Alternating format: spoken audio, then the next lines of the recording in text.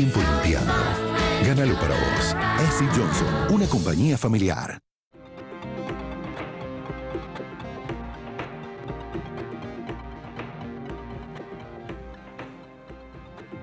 Seguimos haciendo bien de sábado, nos venimos a sentar. Sí. Estamos en el escritorio porque vamos a hacer una entrevista. Está con nosotros Héctor Polino, fundador y representante de Consumidores Libres. Héctor, buenos días, bienvenido. Gracias por acompañarnos. Gracias. ¿Cómo les va? Bien, por supuesto, preocupados y queríamos conocer su opinión para empezar con este nuevo anuncio del aumento de gas. Bueno, a partir del día de hoy, en todo el país se produce un aumento en el precio, en el consumo del gas natural, que oscila, depende el grado de consumo de cada consumidor, oscila entre un 20 y un 36, un 38%. Hay casos que va a llegar al 40%. El porcentaje de aumento es mayor en aquellos usuarios que menos consumen. ¿Por qué? Por la incidencia del cargo fijo. Este aumento es el que se va a producir ahora, es a cuenta del que se va a producir otro a partir del 1 de noviembre y otro a partir del 1 de octubre del año 2010. Y venimos con uno de octubre del año pasado. Claro. Y se van que todavía no pasó, esa tarifa todavía no llegó un invierno. Este sería el primer invierno de esa tarifa. Exactamente. Y ya le llega otro aumento. Y se van a producir aumentos hasta el año 2019 cada 6 meses. ¿Por qué estos aumentos? Porque el gobierno va a ir reduciendo paulatinamente los subsidios que tenían las tarifas. Vamos a pasar a partir de hoy de una tarifa subsidiada en un 50% a un 45%.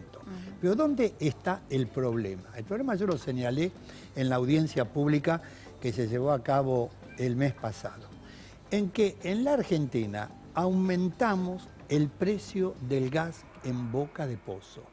Pasamos de $3,62 a $3,80. Cuando en el mundo baja el precio de estos combustibles, en la Argentina los aumentamos. Y está previsto para octubre del año 2019 a $6,80. Y el shale gas a $7,50. Vamos a tener el precio del gas en boca de pozo más caro del mundo.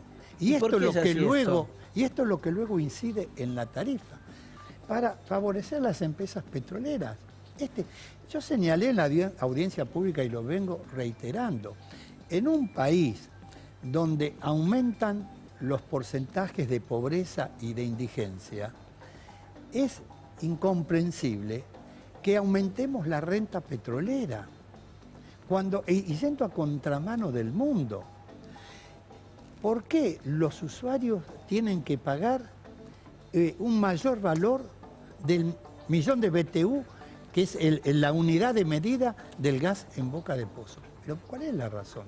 Yo dije que explique la razón por la cual en la Argentina tenemos que aumentarles a las petroleras, perjudicando al resto de los consumidores. Pero además, este aumento llega en algunos casos al 40%. El gobierno dice 36, 37%. Va a llegar en algunos casos al 40%. Si las recomposiciones salariales son del 17%, evidentemente va a haber un sector de la sociedad que va a haber disminuido su poder de compra, porque va a tener que destinar mayor cantidad de sus ingresos a pagar las facturaciones del gas. Tendría que ser, en todo caso, los aumentos acompañando los aumentos salariales, los aumentos de las jubilaciones. Y no solo del gas, Polino, porque aumentó el gas, aumentó la luz, claro, aumentó el agua, aumentó la BL, aumentó todo. Ahora tenemos convocada para el 6 de abril próximo, que nosotros hemos pedido que se postergue porque coincide ahora con el paro general, para tratar el aumento del agua potable. A los aumentos que ya se produjeron el año anterior, en algunos casos superiores al 300%. Sí. Es una incidencia inmensa en la economía familiar. El ministro ha anunciado ayer que va a aumentar ahora el valor del precio de los combustibles. Ya aumentó el 6 de enero de este año un 8%. Sí. Ahora se está anunciando un nuevo aumento. Ahora, la gran crítica y la mayoría lo que dice, está bien que blanqueemos el hecho de que había muchos servicios que estaban subsidiados. Lo que no era necesario era hacerlo todo de golpe. Exactamente. Yo estoy totalmente de acuerdo en que se subsidie a aquellos sectores sociales que realmente lo necesitan y aquellos sectores sociales que por sus niveles de ingreso están en condiciones de pagar una tarifa plena, que la paguen y no tiene por qué el Estado destinar esos subsidios. Pero eso no se puede hacer de un día para otro. Lo que no se hizo en años, no se puede hacer ahora, sobre todo en un país que tiene un proceso recesivo tan importante como la Argentina. El año pasado, el poder adquisitivo de los salarios promedio perdieron entre un 6 y un 10%. Si a esa pérdida del poder adquisitivo de los salarios del año pasado comenzamos este año con nuevas pérdidas en el poder de compra, se va a acentuar el proceso recesivo. Y además los consumidores vamos a pagar el aumento de tarifa por dos vías. Por una vía, cuando nos llegan las facturaciones del domicilio donde vivimos. Y cuando vamos a comprar cualquier bien, cualquier artículo, porque le aumenta la estructura de costos de las industrias y de los comercios. Y esos aumentos en la estructura de costos los trasladan a los precios y no siempre en la misma proporción, a veces en una proporción aún mayor. Ayer de modo me decía una persona, perdón la interrupción, pero me parece que vale el ejemplo, con un pequeño restaurante que estaba habituada en sus costos a pagar no más de 2.000, 3.000 pesos de luz por mes y que ahora está pagando 16.000. Claro. Evidentemente, me dice, yo no puedo terminar de trasladar todo eso a los precios, hago lo que puedo, como lo mismo pasa en los supermercados, pasa en los almacenes, pasa, digo, para ir a los casos por eso es la cantidad de comercios que están cerrando, de negocios que nosotros Pero quiero ir un poquito para atrás, Polino, disculpe. Se da por sentado esta idea, bueno, los subsidios son malos, había que cambiarlos, bueno, el problema es la gradualidad de esto. ¿Por qué intrínsecamente está mal, digamos? ¿Cuál es el problema de que los servicios estén subsidiados? No, el tema es así. Cuando el Estado califica una determinada actividad como servicio público, una de las características es la universalidad. Tiene que llegar a todos los usuarios. El Estado, ¿qué es lo que calificó en la Argentina como servicio público? El agua potable, el gas natural, la energía eléctrica, la telefonía básica, el transporte público de pasajeros, sea de colectivos, sea de subterráneos, sea de trenes, sea taxímetros, etc. Cuando nosotros venimos bregando para que también se declare servicio público la telefonía móvil. Cuando se declara una actividad servicio público, tiene que llegar a todos los usuarios. Cuando hay usuarios que por sus niveles de ingreso no pueden pagar la tarifa plena, el Estado tiene que subsidiarlo. En los países europeos, por ejemplo, el transporte ferroviario está subsidiado. ¿Por qué? Porque ¿quién utiliza mayoritariamente el transporte de trenes, de pasajeros? Los trabajadores.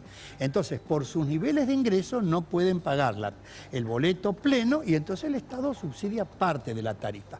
¿Qué es lo que pasó en la Argentina? En la Argentina, con la crisis del año 2001-2002, cuando el país estuvo al borde de la disolución nacional, en el año 2003 el gobierno estableció subsidios para todo el mundo porque no había tiempo para discriminar a quién sí y a quién no. Entonces cayeron con el beneficio del subsidio, empresas petroleras, mineras, los usuarios que vivían en Puerto Madero, en countries privados con piletas climatizadas, en un país donde hay millones de usuarios que no tienen agua potable por redes, gas natural distribuido por redes, tienen que comprar el gas en garrafa, que es entre 7 y 10 veces más caro el metro cúbico que el gas por redes. Después debió haberse comenzado con la etapa de la quita de subsidios. Se comenzó en el año 2011. Ustedes recordarán los que renunciaban voluntariamente, los que vivían en Puerto Madero, los que vivían en las lomas de San Isidro, etc. Se le empezó a quitar el subsidio. ¿Pero qué pasó? En febrero del año 2012 se produjo la tragedia ferroviaria de 11, esa conmoción social que se produjo y se suspendió la política de quita de subsidios. Viene este gobierno y comienza a quitarlos de una sola vez, estableciendo aumentos del 300, del 400%. Es un verdadero disparate. Y yendo al caso de los servicios de transporte, a mí me parece que a veces se equivoca la mirada con esta idea de que subsidiando el transporte se está subsidiando al trabajador. Bueno, como usted no puede pagar, yo le subsidio. A mí me parece que la mirada es, el Estado ahí lo que está subsidiando es la fuerza de trabajo para el empresario que necesita que el trabajador vaya a producir, digamos. Para mí esa mirada cambia mucho la cuestión, porque es bueno, vos empresario, no le pagás lo suficiente a tu trabajador para que pueda viajar y que le alcance el sueldo para viajar, entonces yo lo tengo que subsidiar para garantizarte a vos la fuerza de trabajo. Igual ahí la dinámica es otra, distinta en el transporte público, me parece. Sí, está bien, pero lo cierto es que los trabajadores, por los niveles de ingreso, por el salario que perciben, no están en condiciones de pagar la tarifa plena, y entonces está bien que el Estado subsidie. Ahora, hay actividades pero ahora están aumentando, está aumentando el transporte público. Está aumentando todo, por eso es que está viviendo el país un proceso recesivo, porque no se puede hacer todo esto de un día para otro. No puede el Estado destinar 19.000 millones de pesos, como lo hizo con el presupuesto del año pasado, para pagarles las deudas, las empresas distribuidoras de electricidad que tenían con la empresa Canmesa, que es la empresa que opera en el mercado eléctrico mayorista. No le pagaron las deudas, se atrasaron Edenor, Edesur y todas las empresas provinciales de pagar la energía. ¿Y quién la pagó? El Estado. Y ahora las empresas de gas, para que renuncien, ahora el gobierno está gestionando para que Metrogas, Gas Fenosa, etcétera, renuncien, y la transportadora Gas del Sur, renuncien a posibles juicios que le pueden llevar a cabo al Estado. Ahora están negociando que el Estado pagaría las deudas que estas empresas tienen con las proveedoras. ¿Se dan cuenta? Claro. Entonces, no hay recursos, ahora estamos discutiendo el tema que no hay recursos para aumentar a los docentes. Por ejemplo, el conflicto que tenemos en la provincia de Buenos Aires. Es bien, son recursos de la provincia de Buenos Aires, pero la Nación podría asistir a la provincia de Buenos Aires para que aumente el sueldo a los docentes y los alumnos no tendrían por qué estar en su casa y tendrían que estar en la escuela. Y en cambio el Estado está destinando recursos públicos para pagarle las deudas que las empresas eléctricas tienen con la empresa que le vendía la energía. Que parece ser una costumbre, lamentablemente, ya del Estado argentino. Cada tanto nos encontramos con esto, con un Estado que decide saldar deudas privadas. Le hemos quitado la carga impositiva a las empresas mineras. Y ahora es claro, ahora no tenemos recursos para aumentarle a los docentes, o para aumentarle a los médicos. Son políticas de Estado, son decisiones de un Estado. Son decisiones del Estado que perjudican a determinados sectores para beneficiar a otros. Entonces, recursos existen. Todo está cómo se direccionan los decisiones recursos, que se toman. a qué sectores sociales se destinan esos recursos. Ahora, públicos. Polino, usted hablaba de una situación recesiva. De hecho, quienes caminamos la calle habitualmente vemos que los comercios están cerrados, no pueden soportar más, están cerrando día a día los comercios. Y el gobierno lo vivió en carne propia con los precios transparentes que no funcionaron. Mantiene la hora 12 y la hora 18 y ahora lanza la hora 3 y ahora 6, digo, para ciertos productos. ¿Sirve esto para calzado, marroquinería y ropa, ¿no? Efectivamente. Digo, ¿sirve esto para reactivar? Bueno, todo pues, puede servir, puede llegar a servir. Evidentemente, la política de precios transparente que comenzó a aplicarse a partir del 1 de febrero estaba bien orientada en este sentido. En un país que tuvo el año pasado una inflación del 40%, ¿quién puede entender que alguien va a vender un artículo a 12 meses, a 18 meses, al mismo precio que si lo paga de contado? evidentemente el precio de contado estaba inflado para poder subsidiar la tasa financiera del pago en cuota. Muy bien, ¿el gobierno qué dijo? A partir del 1 de febrero, los comercios tienen que transparentar cuál es el precio de contado y cuál es el precio en cuota. ¿Qué hicieron los comercios?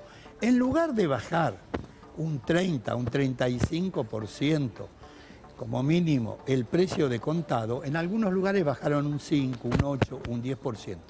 Y subieron el precio en cuota para diferenciarlo. Y en pocos lugares lo bajaron. Claro, en algunos casos ni siquiera bajaron el 2%. Claro. Con lo cual redujeron las ventas.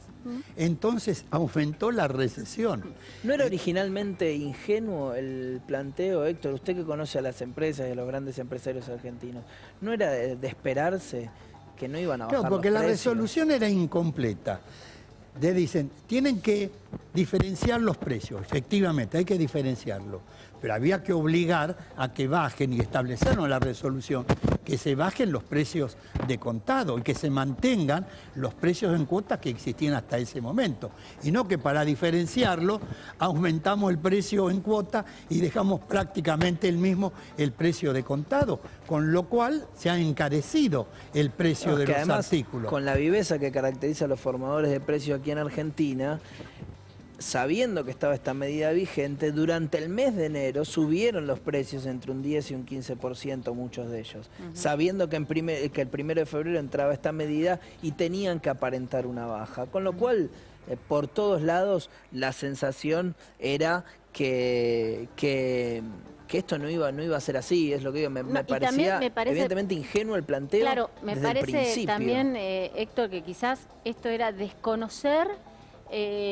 digamos, la cabeza que tiene mucho comerciante argentino, que quizás no busca vender mucho en cantidad, sino salvarse con poco, ¿o no?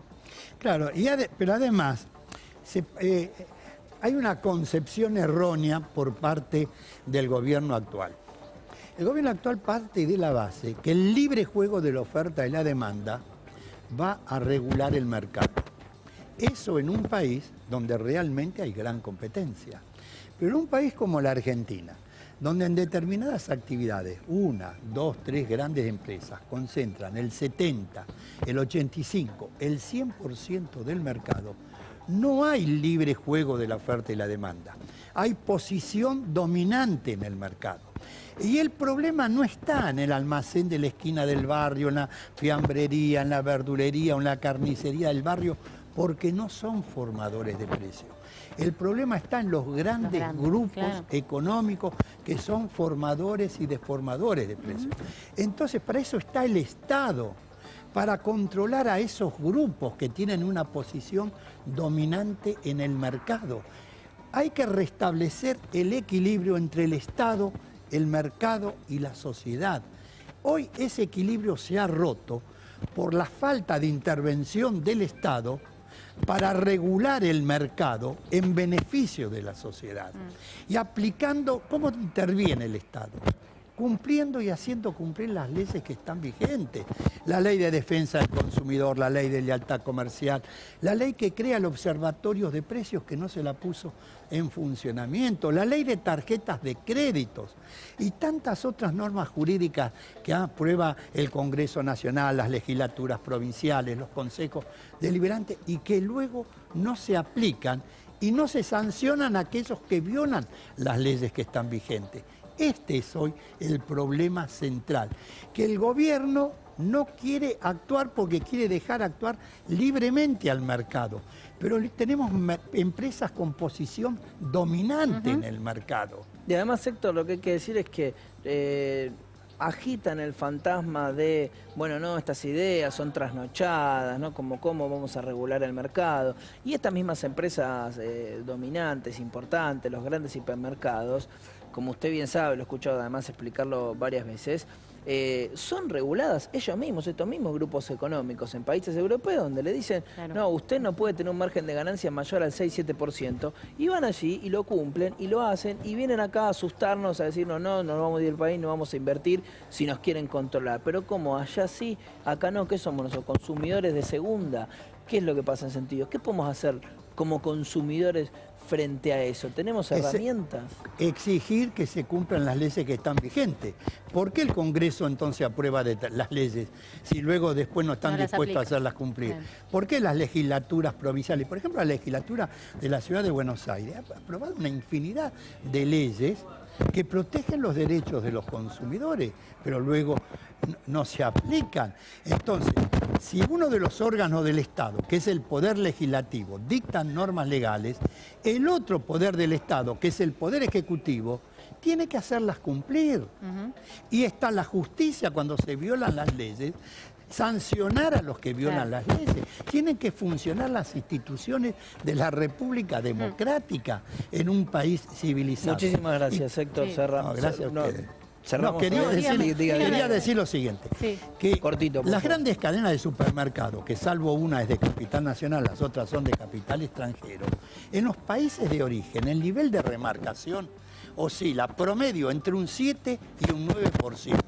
En la República Argentina el nivel de remarcación entre lo que se le paga al fabricante y lo que se le cobra al consumidor, depende del artículo, oscila entre un 40 y un 250%.